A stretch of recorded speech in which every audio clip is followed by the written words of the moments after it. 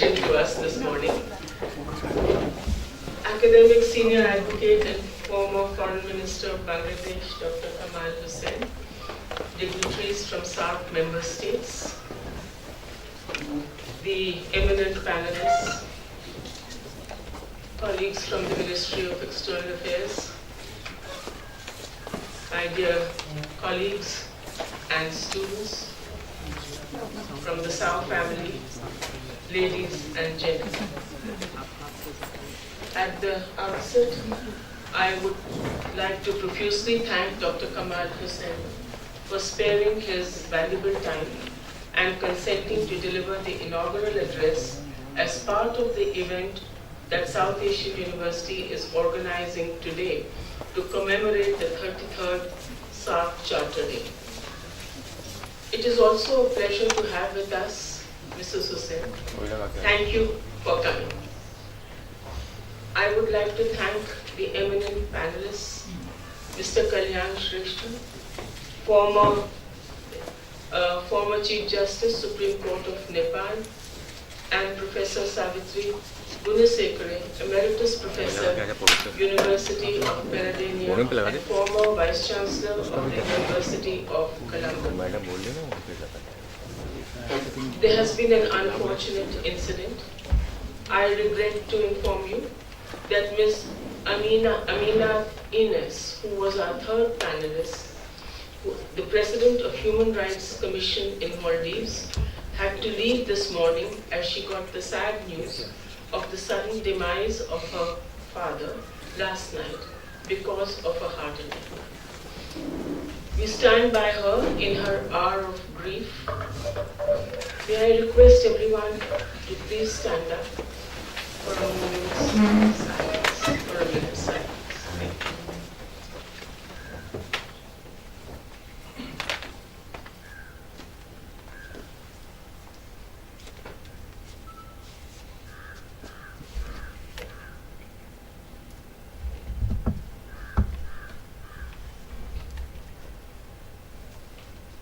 Thank you very much. May the departed soul rest in peace. Now for this morning's function. It is on this very day that SAARC Charter was signed, paving the way for the creation of SAARC. The South Asian University embodies the idea of regional cooperation in more ways than one. Today's event, the fourth such organized by our university, provides us an opportunity to enhance engagement with the stakeholders in South Asia. Honorable External Affairs Minister for India, Srimati Sushma Swaraj, delivered a special address on SAARC in the globalizing world on the first occasion. Honorable Professor Gohar Rizvi, Advisor for International Affairs to the Prime Minister of Bangladesh, delivered the inaugural address the following year. Last year, we had Honorable Minister of State for External Affairs, India, Mr. Shri M.J. Akbar, for the inaugural address on the SAARC Charter Day.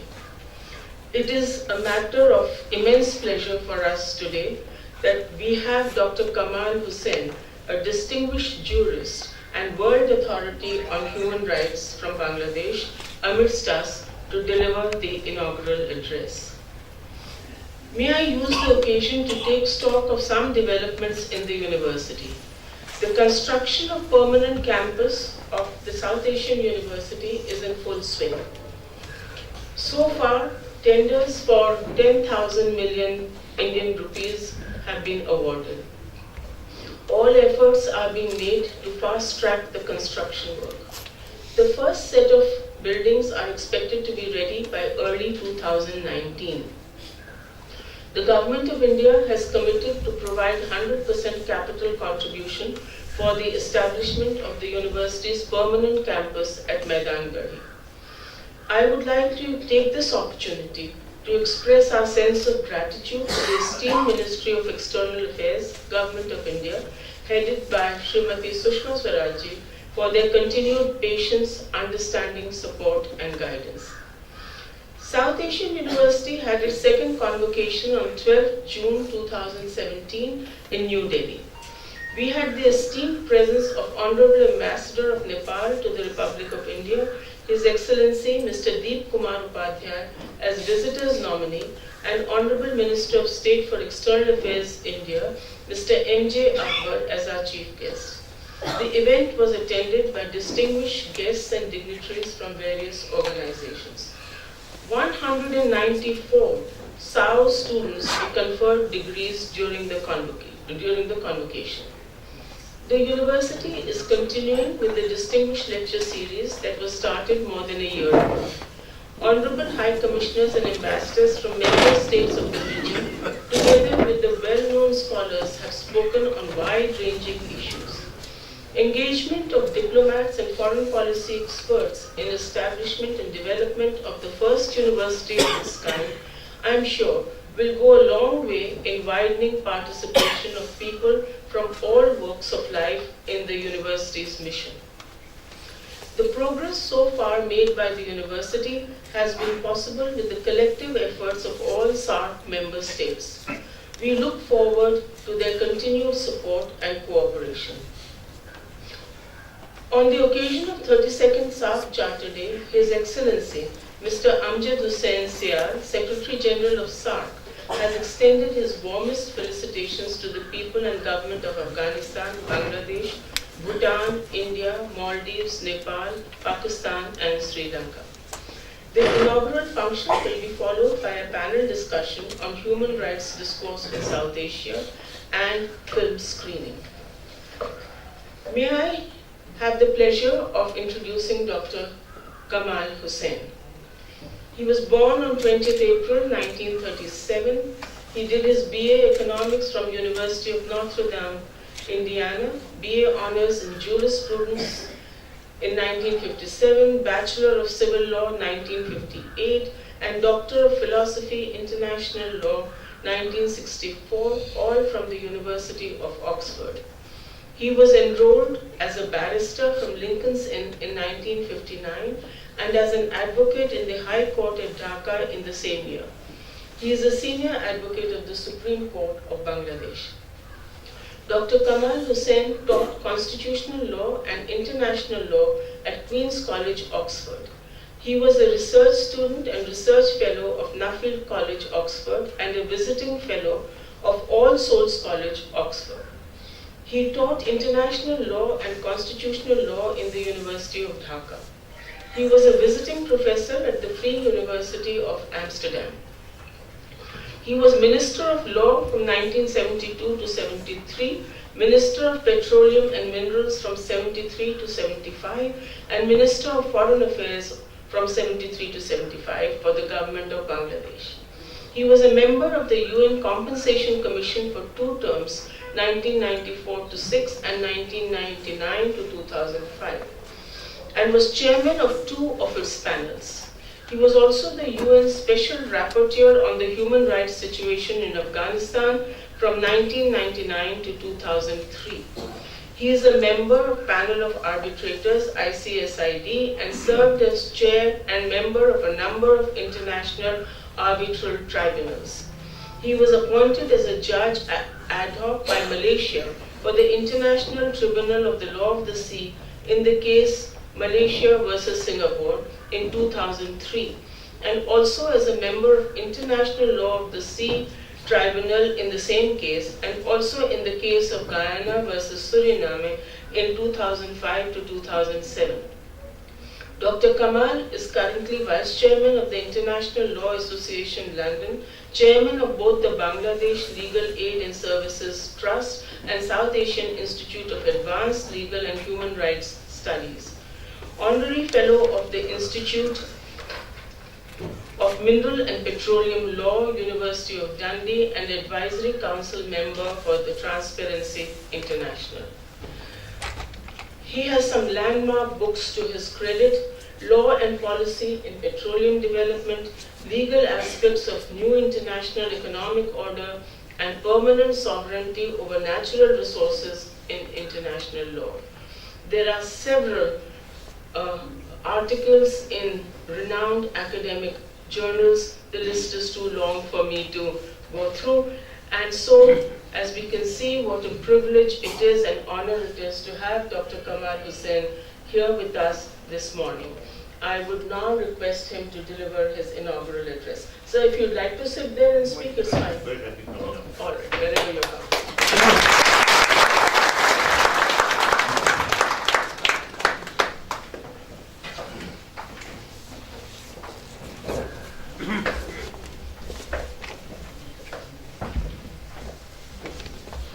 As lawyers, we have all our life been accustomed to addressing courts standing up.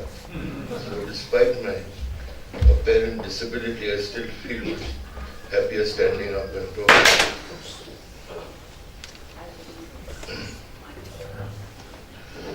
No, I feel truly privileged to be participating in this event because I have a feeling seeing the building, the faculty, the presence here, that this South Asian University is perhaps the most solid achievement of SARC to date. I am truly privileged to be invited by the South Asian University to deliver the SARC Charter Day lecture on human rights discourse in South Asia.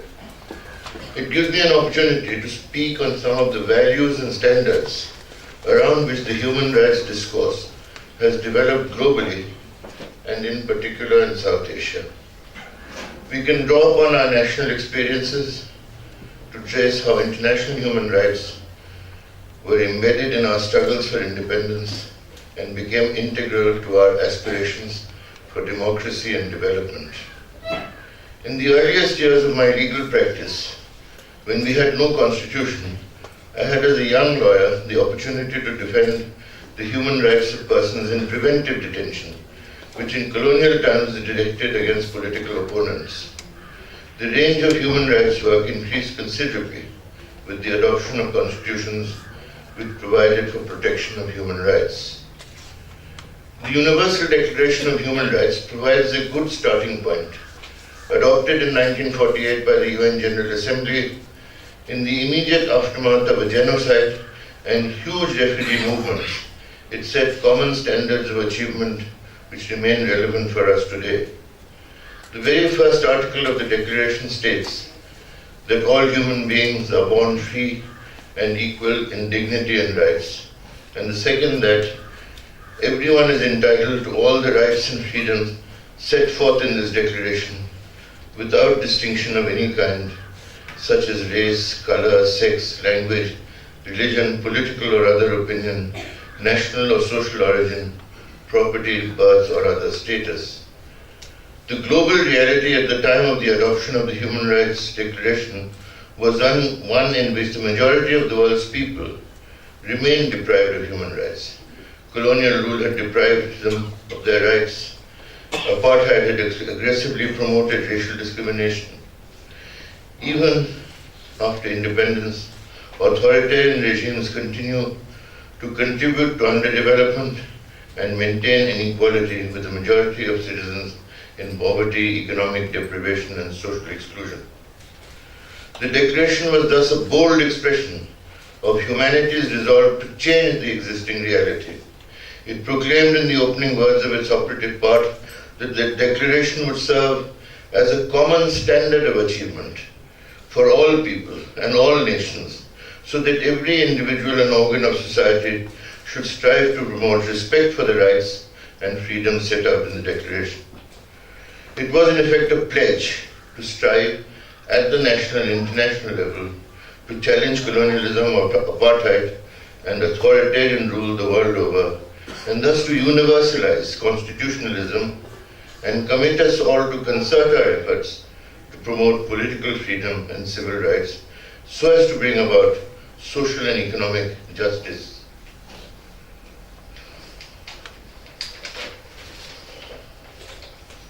The experience made us aware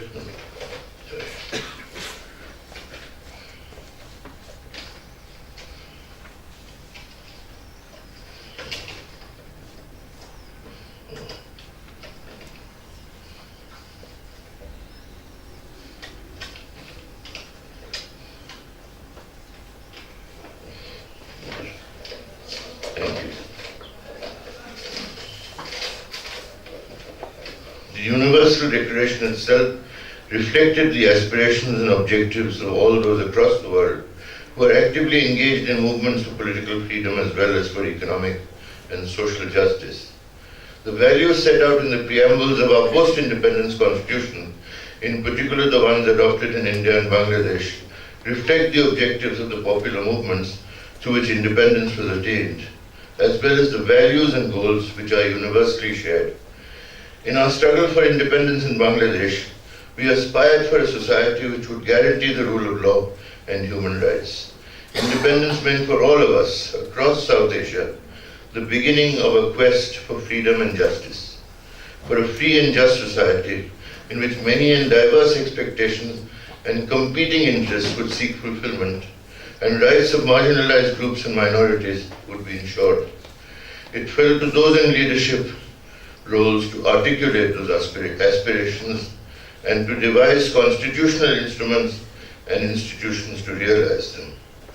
Looking back to the early years, we are struck by the similarity of the language in which these aspirations were expressed across the region. We had each asserted our right to self-government, to representative institutions, to be established through free and fair elections, to the rule of law and to an independent judiciary. We had committed through these institutions to realize the rights of individuals and respect for vulnerable groups, and to strive for social and economic transformation of our society in which there existed unacceptable levels of social and economic inequality and multiple forms of discrimination. In Bangladesh, when we had become victims of the use of military force by the central government in 1971 and took up arms in our liberation movement, we appealed to the community of nations and invoked the internationally recognized right to self-determination. We also highlighted the gross violations of fundamental human rights, the right to life, liberty and freedom from torture that were perpetrated on people in our territory. Bangladesh, in fact, became one of the first examples of successful assertion of the principle of early determination, principle of self-determination. Our experience in 1971 also foreshadowed the role of humanitarian intervention to protect individuals against wanton use of force within any state. Our post-independence constitutions reflected the values of our independence movement, which were based on assertions of human dignity and equality and commitment to protect human rights. In the case of India too, those rights were recognized well before they were formally accorded recognition in the Universal Declaration. National challenge of addressing human rights violations has also contributed to the development of international laws.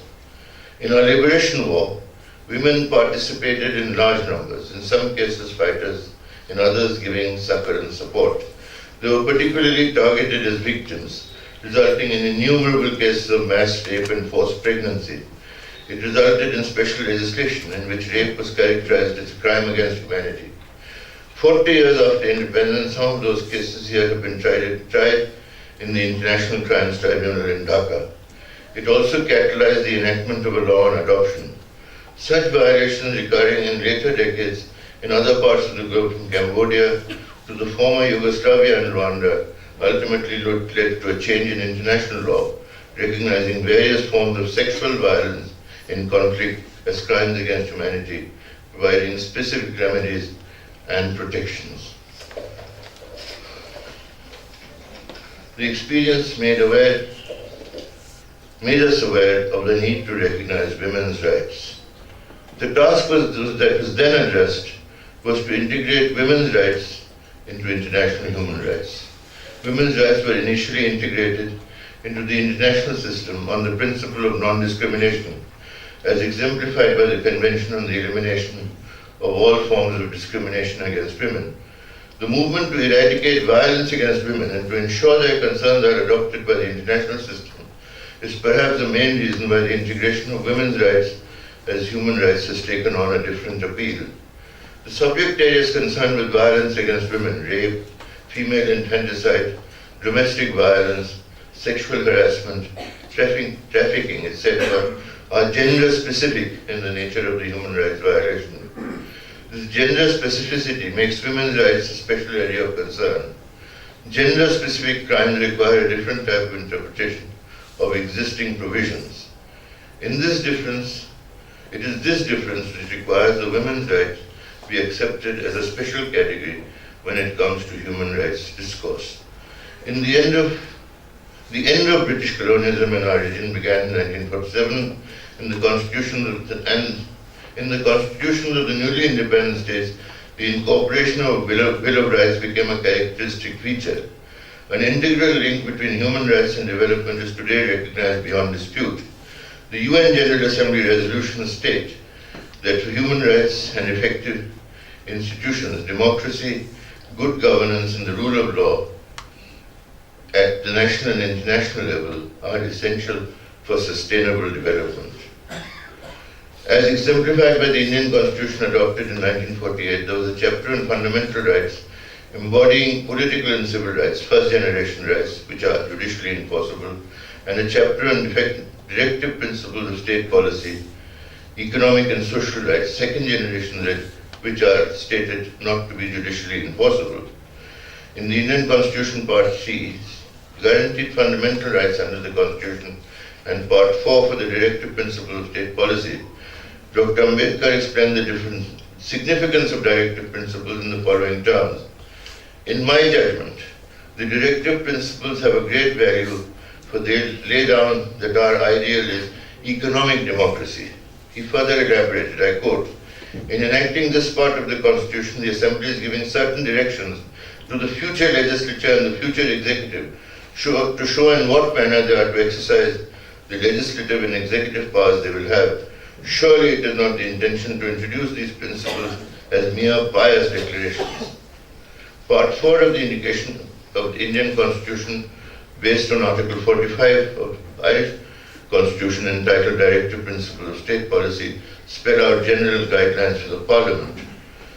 This was premised on the view that implementation of these principles aimed at the realization of economic and social justice would call for legislative and executive action providing necessary resources for the purpose. Fundamental rights, in contrast, were seen as embodying duties as part of the state to enforce rights. This would be in the form of a negative duty cast on the state not to interfere, derogate from, or deny the enjoyment of rights which were recognized as civil and political rights of citizens. Broadly, therefore, the distinction must be kept in mind between fundamental rights, reflecting those embodied in the UN Covenant on Civil and Political Rights, while fundamental principles or directive principles of state policies reflect the social and economic rights spelled out in the United Nations Covenant on Economic, Social and Cultural Rights. In the context of the separate chapters in the Indian Constitution, Dr. Ambedkar emphasized that it was imperative to use legislative and executive powers, that is political powers, to bring about economic and social change, and critically to remove discrimination and institutionalize equality. Thus, he wrote, "We are going to enter into a life of contradictions. In politics we shall have equality, and in social and economic life we shall have inequality. We must remove this contradiction at the earliest possible moment." And that was way back. It is now 70 years on. In some of its earlier decisions, the Supreme Court of India was inclined to emphasize the enforceability of fundamental rights as distinct from the non-enforceability of directive principles in the early decisions. The court's attitude, however, changed in subsequent years, and its decisions began to emphasize the importance of directive principles as reflecting social and economic goals by affirming that fundamental rights and directive principles were complementary and supplementary to each other. The court's approach to interpretation evolved so as to give fundamental rights a wider scope with the help of concepts contained in directive principles. The court began to integrate the concepts of Part 4 of the Constitution with fundamental rights. Later cases thus in effect elevated the status of directive principles. The emerging trend in India was thus interpreting directive principles in a manner that directions were issued even while recognizing that directive principles are not judicially enforceable. In one of the earliest cases where petitioners in a public interest petition sought compliance with the law requiring that there would be no exploitation of labor in stone quarries, the Supreme Court took note of the principle relating to forced labor and issued a direction for taking steps against exploitation. of workers in the quarries. In another case, a petition complaining of custodial violence against women prisoners in police custody, the Indian Supreme Court in 1985, the Indian Supreme Court laid down certain guidelines ensuring protection against torture and maltreatment in police custody and directed provision of legal aid to prisoners. In some of these cases, the concerned authorities, instead of opposing the writ petition, had sought necessary instructions and directions from the court in order to comply. In Bangladesh, judicial interpretation has followed a similar pattern. In a judgment of the Appellate Division, the Apex Court explained the reason for not making directive principle judicially enforceable. Thus, quote, "The reason for not making this principle judicially enforceable is obvious. They are in the nature of a people's program for socio-economic development of the country in a peaceful manner, not overnight, but gradually, as implementation of these programs requires resources, technical know-how, and many other things, including mass education. Whether all these prerequisites for peaceful socio-economic revolution exist is for the state to decide. When the executive failed to take prompt and effective action to enforce human rights, citizens began to file public interest petitions in the courts. The courts, noting that executive action had not been forthcoming, asserted their role as guardians of the Constitution to make appropriate orders. In Bangladesh in 1996, a public interest petition, a direction was sought on the government not to release imported skimmed milk powder, which has radiation levels per kilogram were above the minimum approved radiation level. Constitution was invoked and the court held that milk powder, which endangered the life of the petitioner and others, violated the right to life. When the Article 31 and 32 meant not only protection of life and limb, necessary for full enjoyment of life, but also included, among other things, protection of health and normal longevity of any human being. The right to shelter has been enshrined in the Bangladesh Constitution, and Bangladesh has signed on to the UN Istanbul Declaration. Nevertheless, the hard-working poor have often been evicted from their temporary shelters and their land appropriated for other purposes. The courts have intervened in public interest cases to deter eviction without resettlement. In 1999, protection was sought of the right to shelter in a petition challenging the threat of wholesale and forced eviction of slum dwellers and thus their rights to life and livelihood. The court, instead of following older precedents, which would hold that slum dwellers were trespassers who could not be protected from eviction, held that summary eviction of slum dwellers would be unlawful and laid down 7 guidelines for their rehabilitation. And this has been a very salutary development in Bangladesh because it has brought about basic change in mindsets and the way you conceive of people. I remember being told by the person, "Why do you appear in court for these miscreants? They're all trespassers. They're trespassing on land that doesn't belong to them." And I remember my first answer was, "They are human beings and they have a right to shelter." And then, I invited the Attorney General to come with me to some of these what we call bastis and see who are the people there, and they're not trespassers in that sense. They're all people providing valuable services to the city. And indeed, in Dhaka, our capital, more than 40% of people live in these temporary shelters. And by now the court is convinced that if they were all evicted, the city would be paradised. In 2005, protection was sought of the right to health by seeking direction from the court to ensure the licenses of manufacturers of salt produced, packed and sold with iodine content as required by law, and to revoke the licenses of